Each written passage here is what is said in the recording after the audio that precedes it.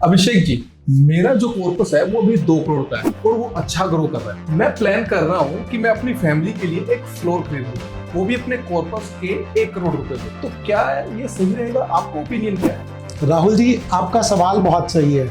Redemption करना और loan लेना दोनों के अपने काफी फायदे और काफी नुकसान भी है। चलो एक एक करके हम डिस्कस करते हैं। सबसे पहले हम रिडम्पशन की बात करते हैं।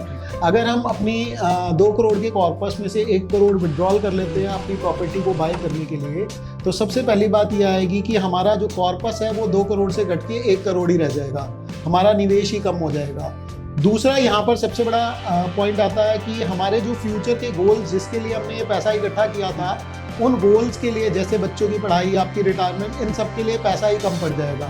और सबसे बड़ा नुकसान इसमें ये है कि हमारी कंपाउंडिंग जो पहले 2 करोड़ पे हो रही थी, अब वो 1 करोड़ पे ही रह जाएगी। राहुल जी, ये हुई हमारे रिडम्पशन की बात। अब हम बात करते हैं लोन की।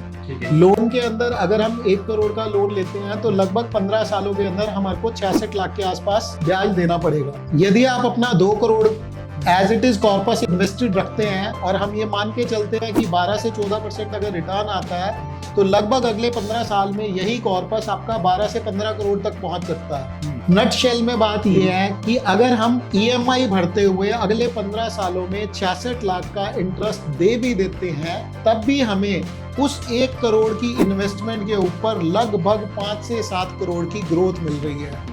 तो 66 लाख का इंटरेस्ट सेक्रीफाइस करके अगर हमें 5 से 7 करोड़ की ग्रोथ मिलती है तो ये बुरी नहीं है। आपको कैसा लगता है? तो इसका मतलब ये है कि अगर मैं रिडेम्पशन कर लेता हूँ तो मेरा ब्याज तो बच जाएगा, पर जो कॉर्पस है, जो इतने सालों की मेहनत मैंने इकट्ठा की अपने भविष्य के लिए, फ्यूचर के लिए, वो सब खत्म हो जाएगा। इसके उल्टे अगर मैं लोन लेता हूँ तो जो मेरा कॉर्पस है वो और भी ज्यादा बढ़ जाएगा। ये तो दोनों तरफ से विन विन सिचुएशन वाली बात है। बहुत अच्छी सिचुएशन रहेगी। इसके अंदर आपका कॉर्पस एज इट इज बढ़ रहा है। जो आपने लोन लिया, धीरे धीरे किस्तों में आप उसकी EMI चुका रहे हो।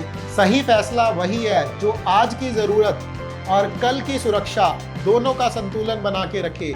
यही है फाइनेंशियल प्लानिंग का कमाल।